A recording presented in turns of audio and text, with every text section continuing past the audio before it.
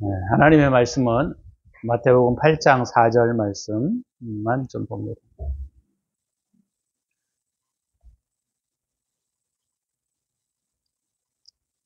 예수께서 이르시되 삼가 아무에게도 이르지 말고 다만 가서 제사장에게 내 몸을 보이고 모세가 명한 예물을 드려 그들에게 입증하라 하시니라. 아멘. 오늘 이 본문을 좀 중심으로 이상한 명령이라고 하는 제목으로 말씀을 함께 나누고자 합니다. 마태복음은 굉장히 그 유대인들을 대상으로 기록했다고 했죠. 문자적으로는. 그래서 첫 번째는 나병 환자는 이스라엘 백성들을 상징하고 있다. 제가 지난번에 말씀을 드렸고, 이제 다음 주에 우리가 나누게 될 것은 이방인들, 유대인들이 아닌, 이스라엘 백성들이 아닌 이방인들에 대한 치유, 이런 부분들을 다루고 있습니다. 그래서 마태복음의 내용은 구약에 우리 출애굽기에 나와 있는 내용들을 이렇게 아주 흡사하게 비유하고 예표하고 있는 것을 우리가 잘 알 수가 있죠. 거기 보면 출애굽기 19장에 보면 이스라엘 백성들이 애굽에서 나와서 시내산에 머무르게 될 때 그들이 시내산에 정렬되었을 때 주님이 그들을 만나셔서 십계명과 여러 가지 명령들을 주셨던 것을 우리가 알 수가 있습니다. 근데 마태복음도 동일하게 기록이 되어 있어요. 5장에서부터 이 7장까지가 산상수훈이라고 하는데 여기도 보면 어떻게 구성이 되어 있냐면 예수님이 산에 오르사 앉으니까 제자들이 나와서 예수님의 강령을 듣는 내용으로 구성이 되어 있습니다. 그것이 7장까지 기록이 되어 있고 그 다음에 이제 8장에서부터 10장까지가 치유에 대한 내용들을 주님이 다루고 있습니다. 그래서 우리가 이 순서를 좀 잘 기억해 보는 것이 중요하다고 지난주에 말씀을 드렸는데, 왜냐하면 첫 번째가 뭐냐면 주님의 말씀이 선포되어져야 하고 주님의 말씀이 재해석되어져야 하고 그런 부분들이 필요하다라고 하는 것이죠. 그리고 그 두 번째 단계가 뭐냐면 치유의 단계입니다. 치유의 단계. 그래서 주님이 산에서 내려오셔서 이제 사람들과 실제적인 그런 삶 속으로 들어가셔서 그들의 삶을 고쳐내는 이야기들이 지속이 되어 있는 걸 우리가 문자적으로 볼 수 있죠.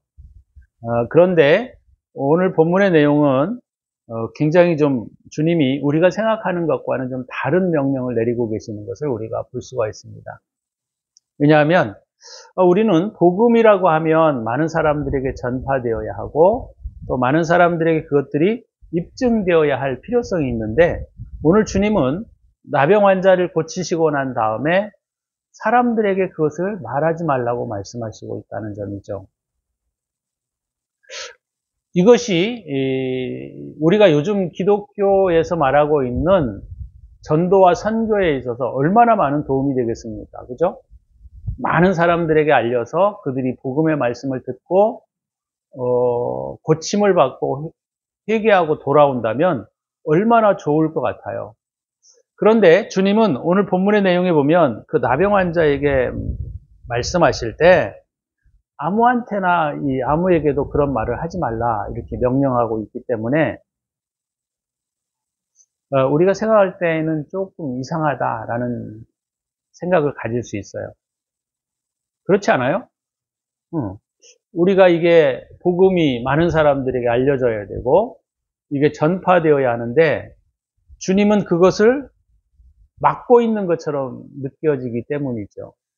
우리도 뭐 사실 솔직히 말하면 주님 앞에 나와서 병을 고쳤다 그러면 많은 사람들에게 알려줘야 하고 또 많은 사람들에게 전파되어서 많은 사람들이 몰려들고 많은 사람들에게 또 선교하고 강론하고 이런 것들이 되게 중요할 것 같은데 오늘 주님께서는 그것을 많은 사람들에게 또는 아무에게도 말하지 말라 이렇게 명령하고 있기 때문이죠. 그래서 과연 그러면 이것이 무엇을 의미할 것인가, 무엇을 의미하는가에 대한 생각들을 우리가 가질 필요가 있다라고 하는 것이죠.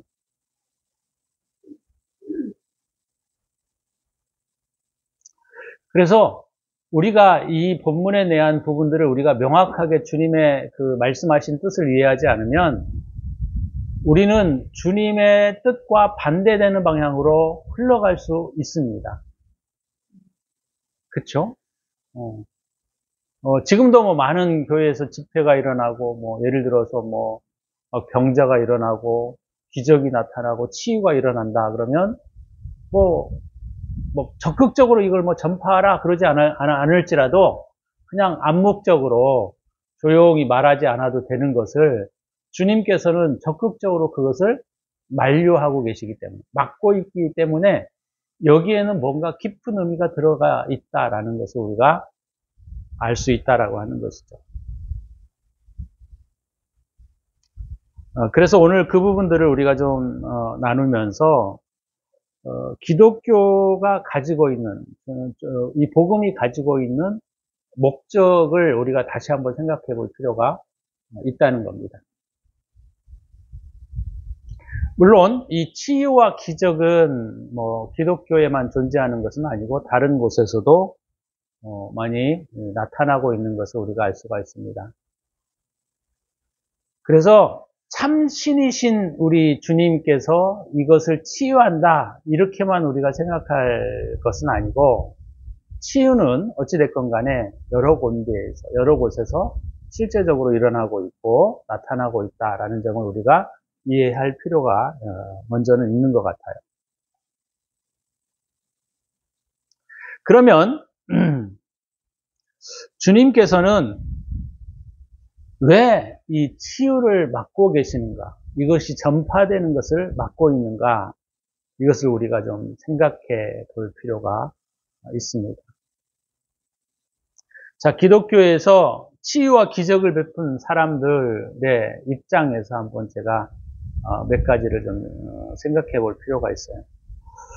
내가 만약에 그런 집회를 해서 거기에 막 치유가 일어나고 기적이 일어나고 이렇게 한다고 하면 본인이 스스로 생각할 때 나는 예수님은 아니라고 생각할 수 있을지 모르지만 나는 대단한 능력을 주님으로부터 수여받았다, 이런 생각을 가질 수 있다는 겁니다. 그죠? 그게 자연스러운 생각이에요. 다른 사람들은 하지 못하는데 내가 하는데 왜 스스로 나 주님께 대단한 사람이다 이렇게 생각하지 않을 수 있는 사람이 누가 있겠습니까? 그래서 이런 치유를 하는 사람들의 입장에서 보게 되면 스스로 그렇게 말하지는 않을 수 있을지 모르지만 속으로는 나는 주님께 대단한 사랑을 입은 자다 이렇게 생각할 수 있습니다. 그리고 나는 주님께 특별한 사역자다 이렇게 생각하는 것이 당연한 거예요. 그건 인지상정한 일입니다. 뿐만 아니라 뭐 그렇게 하지는 않다 할지라도 자신을 거룩한 통로로 쓰여짐을 받고 있다, 스스로 그렇게 생각할 수도 있습니다. 이게 뭐 잘못된 게 아니라 당연히 치유가 일어나고 기적이 일어나고 능력이 나타나게 되면 사람들이 일반적으로 모든 사람들이 가질 수 있는 보편적인 상황이라는 것이죠. 근데 이게 큰 문제가 될까요? 네, 문제가 될 수 있습니다. 왜냐하면 이런 사람들은 주께서 치유와 기적의 통로로 나를 사용하셨으니 나는 특별한 자요, 나는 특별한 능력을 주님께 수여받은 자이고 나는 주님의 거룩한 통로이다 이렇게 스스로 생각하고 있기 때문에 자신을 특별한 존재로 스스로 인식할 수 있기 때문에 문제가 될 수 있다는 겁니다. 이게 자연스러운 거예요. 자연스러운 거. 내가 특별히 겸손하지 않다 하더라도 모든 사람이 갖게 되는 일반적인 사고라고 하는 것이죠. 그러나 주님이 이런 그 치유와 역사에 있어서 주님이 말씀하시는 것은 뭐냐면 병에 대한 치유와 이적은 무언가에 결과적으로 따라오는 것이지 그 사람에게 능력이 있거나 이적이 나타나거나 그러지 않는다라고 하는 것입니다. 물론 주님은 다르시죠. 주님은 능력의 원천이요, 근원이요, 주님이 능력 자체이시기 때문에 주님께는 그럴 수 있지만 일반적인 사람에게는 그렇지 않다는 거예요. 그래서 치유와 이적이 기독교 안에 존재하고 있고 그것이 실제적으로 이런 일이 있다 할지라도 그것은 무언가에 따라오는 일반적인 결과이지 그 사람이 특별해서가 아니다라고 하는 것을 우리 기독교인들이 잊어버리면 안 돼요. 특히나 이런 사역을 하시는 분들은 그것을 잊어버리면 안 됩니다.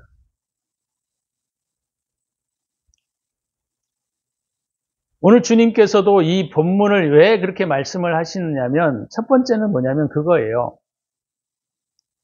치유와 이적은 복음의 목적이 아니라 수단이어야 하는데 사람들은 그렇게 생각하지 않기 때문에 주님이 이것을 사람들에게 전파하지 말라고 하신 거예요.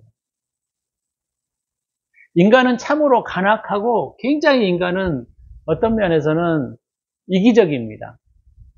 그래서 치유가 일어났다 그러면 사람들이 글로 몰리게 되고 치유가 일어난 현장으로 가게 되면 이 사람들은 어떤 현상을 갖게 되게 되냐면 나 병을 고침을 받는 것에 목표를 가지고 있지 내가 올바른 사람으로 살아야 되겠다. 또는 말씀에 내가 순종해야 되겠다라고 하는 의식과 생각이 없어지기 마련입니다.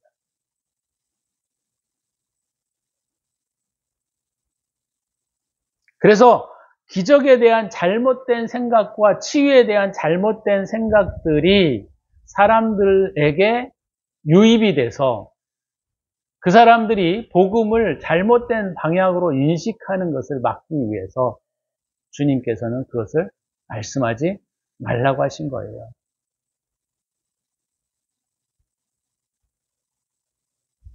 그러니까 우리가 기적과 이적이 일어나면 이 소문은 금방 사람들에게 퍼지게 됩니다.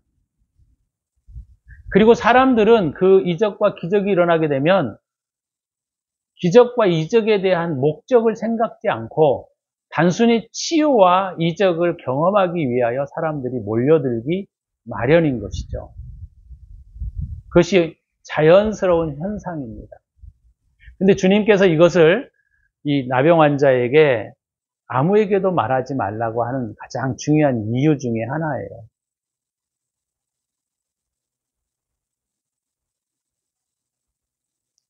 이 부분은 조금 있다가 또 한 번 더 좀 자세하게 좀 더 깊이 얘기를 좀 하고 싶고, 두 번째 이유는 뭐냐면 예수 그리스도의 반대자들이죠. 반대자들이 실상은 광기 어린 시선으로 그 사람을 지켜보고 있기 때문에 이러지 말라고 하신 것 같아요. 그것은. 사람은 누구나 어떤 사람이 잘 되게 되면, 그죠?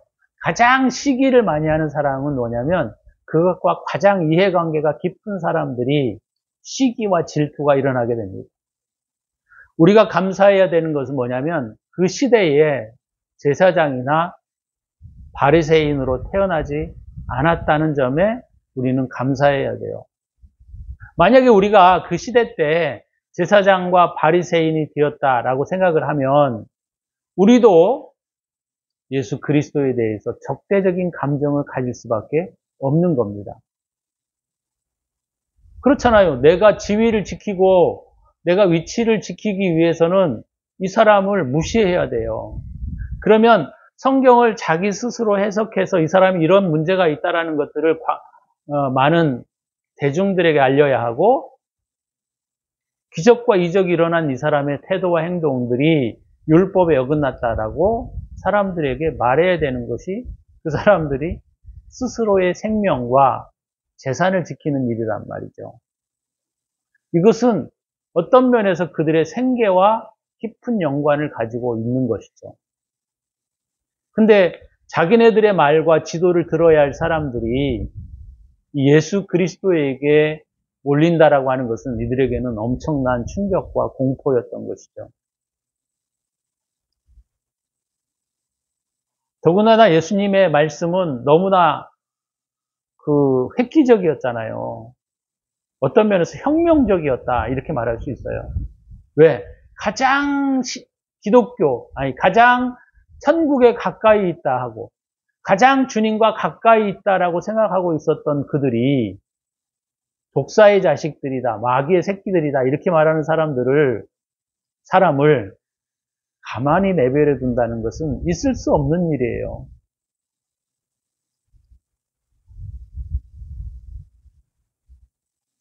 기득권을 내려놓는 것은 쉬운 일이 아닙니다, 실상은. 그건 어느 세계나 동일해요. 권력을 가지고 있는 사람들은 권력을 위협할 만한 사람이 나타나게 되면 그 사람을 죽일 수밖에 없고, 그렇잖아요, 그게. 우리가 어떤 공동체에 있다고 한다면 그 공동체의 수장은 그 공동체에서 그래도 뛰어난 인식과 직견을 가진 사람을 경계하지 않을 수 없는 것이죠. 그래서 저도 이런 생각을 많이 했거든요. 내가 만약에 이때 이 시대 때 제사장의 위치에 있었다고 한다면 저도 당연히 예수를 부인하고 아마 깔아뭉갰을 거예요. 그래서 기적이 일어났을 때 이 사람들이 뭐라고 했습니까? 저 사람은 바알세불, 귀신의 힘을 힘입어서 마귀를 쫓아내는 사람이다, 그렇게 말하지 않았습니까? 그러니까 이게 자연스러운 현상이라는 거죠.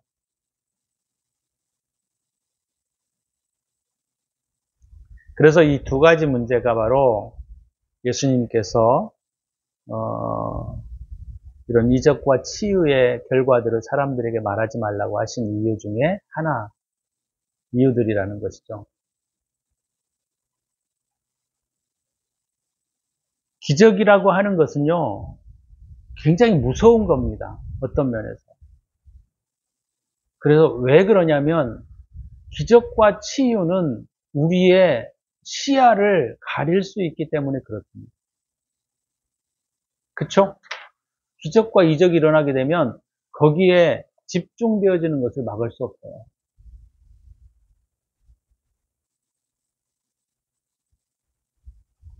그래서 주님의 본질적 사역이 이 기적과 이적에 가리워버려서 본질은 그냥 어디로 가버리고 기적과 이적과 치유만이 나타나는 현상들은 주님이 원하시는 사역이 아니라는 것이죠. 그래서 주님이 이 나병 환자에게 아무에게도 말하지 말라, 이렇게 말씀하신 가장 중요한 이유입니다. 기독교인이 된다라고 하는 것은 실상은 오늘 주님께서 말씀하시는 가장 중요한 것이 무엇이냐? 복음의 내용이라는 거예요. 치유는 단순히 따라오는 어떤 결과물이고, 주님이 지금 원하시고 가르치고 싶으신 것은 바로 가장 마음의 중심을 원하신다는 거예요. 그래서 이 본질적인 결과들이 이 치유와 이적에 의해서 가리워져 버리게 되면 주님이 원하시는 사역의 결과물들을 얻을 수 없다라고 하는 것입니다. 그래서 우리가 오늘 이 본문은 기적이 신앙을 낳을 수는 없어요. 그죠? 기적이 신앙을 낳을 수는 없고 신앙이 기적을 낳는 것입니다. 다시 한번요. 기적이 신앙을 낳을 수 있는 것이 아니고 신앙이 기적을 낳는 것입니다. 우리가 믿음으로 우리의 심정과 우리의 생활을 온전히 고쳐내게 되면 치유는 따라오는 결과물인 거예요. 주님이 이 부분을 말씀하시고 싶으신 거예요. 근데 우리는 실상 기적과 이적으로 끌고 가게 되어 있어요. 왜요? 대중을 끌기에는 이것이 훨씬 쉽기 때문입니다. 그래서 우리는 대중성을 갖기를 원하고 대중에게, 많은 사람들에게 이것을 알려서 그 사람들이 기적과 치유를 경험하게 한 다음에 신앙을 갖게 하려고 하는 그런 경향으로 가는 경향들이 있는데 사실 이건 되지 않아요. 왜요? 목표와 목적이 이미 변질되었기 때문입니다. 그래서 오늘 중요한 말씀은 그거예요. 기적이 신앙을 낳는 것은 아닙니다. 반대로 신앙이 기적을 낳는 거예요. 자, 기독교 안에 치유와 이적이 없다라는 것이 아니라 기독교 안에 올바른 치유와 이적은 온전한 믿음 안에서 이루어진다라고 하는 거예요.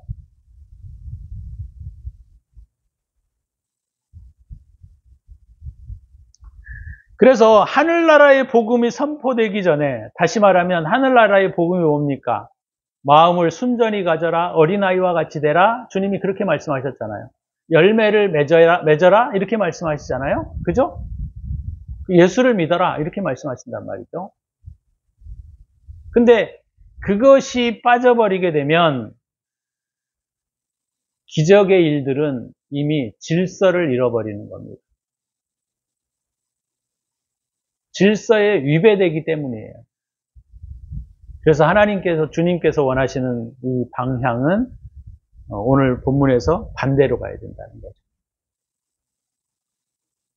말씀이 선포되어지고 난 다음에 치유가 일어나야 해요. 세례 요한에서도 그래서 세례 요한은 하나님의 마지막 선지자로서 복음과 말씀을 선포했던 사람인데 주님이 세례 요한보다 큰 자가 없다라고 하신 말씀의 의미가 뭐냐면 세례 요한에게는 기적이 나타나지 않아요. 기적, 치유 집회를 한 적이 한 번도 없어요. 그분은 항상 회개하라. 복음의 본질로 돌아가자. 이런 얘기였지 그분에게 치유가 일어난 적이 없어요.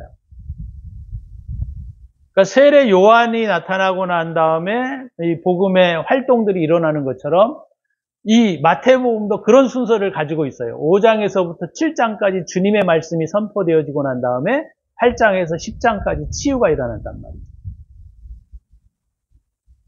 그러니까 이 순서가 뒤바뀌면 안 되는 거예요.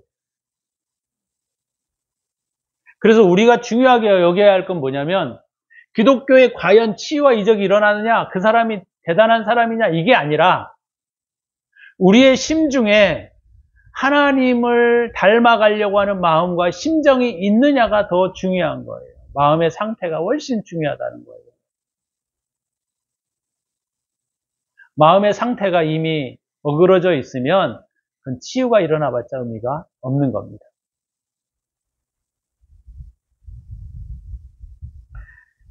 그래서 이 우주는 질서라는 게 있잖아요. 질서. 그러니까 이 질서라는 것은 이 우주에 있어서 되게 중요합니다. 하나님의 복음에 있어서도 이 질서가 항상 위배되지 아니하고 질서가 온전하게 이루어져 가고 있는 형태로 나타나게 되어 있어요. 그렇다고 볼 때 이 치유는 보통 사람들이 생각하는 것과는 달리 복음의 본질이 이해되지 않는 상태에서 치유가 일어나는 것은 하나님의 뜻이 아니기 때문에 주님께서 오늘 본문에서 아무에게도 이르지 말라 이렇게 말씀하신 거예요. 전에는 저도 이 본문을 보면서 아니 얼마나 많은 사람들에게 복음이 전포되어지고 많은 사람들이 기적과 이적을 통하여 신앙을 갖게 되면 얼마나 좋겠어 이런 생각을 가졌는데 이 깊은 의미를 우리가 들여다보게 되면 그렇게 되면 안 된다는 거죠. 오늘 주님이 말씀하신 것은 그거예요. 기독교의 외형에 만족하지 말고 우리의 심정 상태가 무엇인가를 살피라는 것이죠. 이 본문의 내용의 핵심은. 그러면 가만히 한번 생각해 보시죠. 저와 여러분들이 가만히 한번 생각해 보셔야 합니다. 나의 심정 상태는 어떠한가? 나는 지금 무엇을 향하여 달려가고 있는가? 내게는 무엇이 중요한가? 이 부분들을 우리가 살펴내지 않으면 기독교는 단순히 껍데기에 불과하게 되어져 버리는 거죠. 왜요? 본질이 망가지는 곳에, 그렇죠? 질서는 파괴되기 때문입니다. 이 우주의 법칙이 파괴되면요, 이 우주는 금방 날아가 버릴 거예요. 우리 영적인 원리와 원칙이 파괴되어져 버리게 되면 육체는 의미가 없어져 버리는 겁니다. 그렇기 때문에 오늘 말씀을 듣는 우리가 또 오늘 말씀을 우리가 상고하고 있는 저희들이 깊이 생각해야 할 것은 뭐냐면 나는 지금 무엇을 향하여 달려가고 있는가? 내 심정 상태는 어떠한가? 이것을 반드시 살펴내야 한다는 것입니다.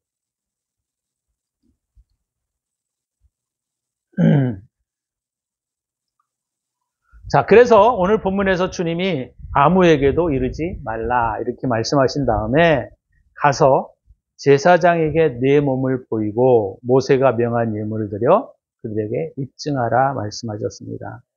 자, 가서 제사장에게 내 몸을 보이라 이렇게 말씀하신 이 깊은 상징적 의미는 잘 알죠? 가서란 주님의 말씀에 따라 살라고 하는 의미입니다. 제사장이라고 하는 것은 거룩한 것이죠. 거룩한 것. 다시 말하면 하늘의 것을 의미합니다. 그래서 가서 제사장에게 네 몸을 보이라 이렇게 말씀하신 것은 뭐냐면 네 생각을 세상에 두지 말고 오직 하늘나라로 향하게 하라라는 것이죠. 오늘 오직 하늘나라로 향하게 하라.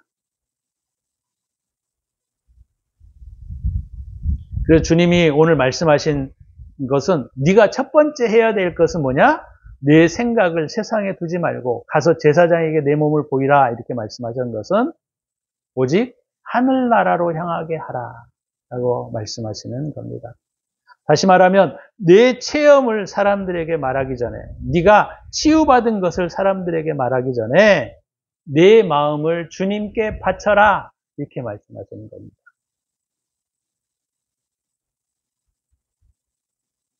이건 되게 중요한 거예요.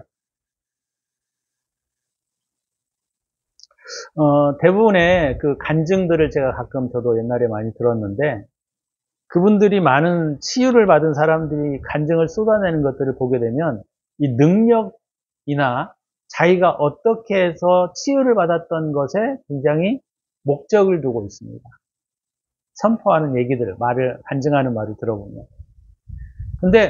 그런데 안타까운 건 뭐냐면 이 간증을 행하는 사람들이 그 본질적 심정 상태를 스스로 말하는 경우는 별로 없었어요. 제가 안타까운 게 그런 거죠. 그래서 제가 간증을 하지 말라고 하는 이유가 바로 그런 거예요. 내가 치유를 받아가지고 내가 이제 정말 마음을 온전하게 살고 착하게 살려고 애를 쓰고 있다. 어린아이와 같은 상태로 내가 돌아간다. 이런 표현을 쓰는 경우들이 많지를 않았어요. 내가 이렇게 열심히 기도를 했더니 주님이 만져주셨다. 또는 내가 금식을 했더니 주님이 나를 만나주셨다. 이런 얘기는 많이 하는 것이지. 근데 금식을 한다라고 하는 의미들이, 금식의 의미는 중요한 건 뭐냐면 세상을 끊고 주님의 나라로 향하겠다라는 마음인데요. 실상 그렇지가 않습니다. 금식하는 대부분의 사람들이 떼쓰는 거예요.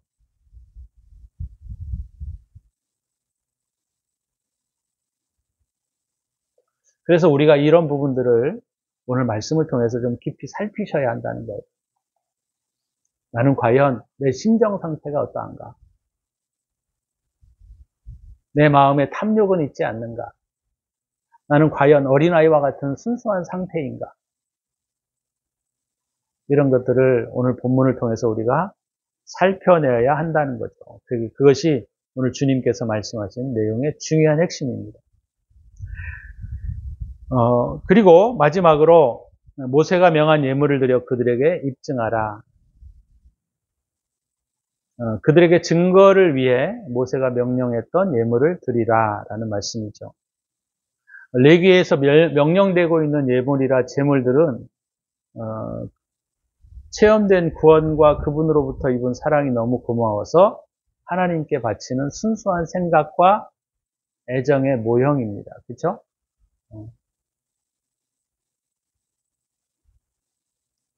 감사함은 우리의 사랑과 노력의 결과를 바침으로써 증명되는 겁니다. 감사가 없는 삶, 그렇죠? 감사가 없는 삶, 참 메마른 거예요. 오늘 본문을 통해서 저와 여러분들이 이상한 명령을 통해서 우리에게 교훈하시고자 하시는 의미가 무엇인가를 잘 살펴서 우리가 우리의 심정 상태를 잘 회복하고 우리의 마음의 상태가 어떠한지를 우리가 분명하게 점검하지 않으면 어느샌가 모르게 우리의 마음은 세상을 향해서 달려가고 나의 욕심과 탐욕을 위해서 달려가고 나의 욕심과 탐욕을 위해서 질주해가는 그러한 삶이 될 수밖에 없는 거죠. 그래서 오늘 말씀을 우리가 함께 나누면서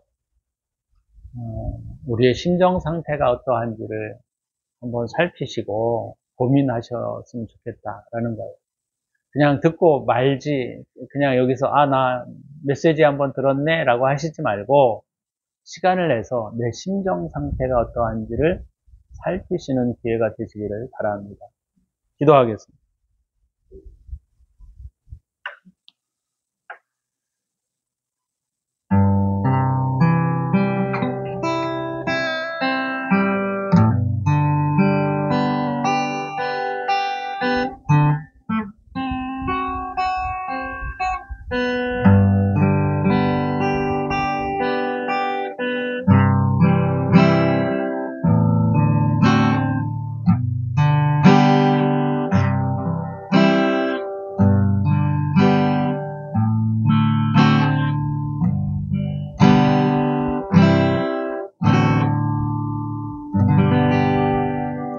주님 감사합니다. 오늘 말씀을 통하여 우리의 심정 상태를 다시 한번 점검하고 다시 한번 우리가 하늘나라로 마음을 향하게 하는 그런 시간들이 되게 해주셔서 감사합니다.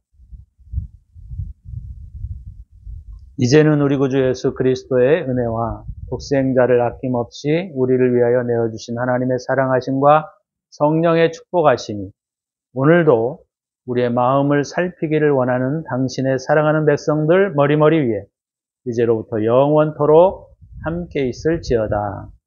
아멘.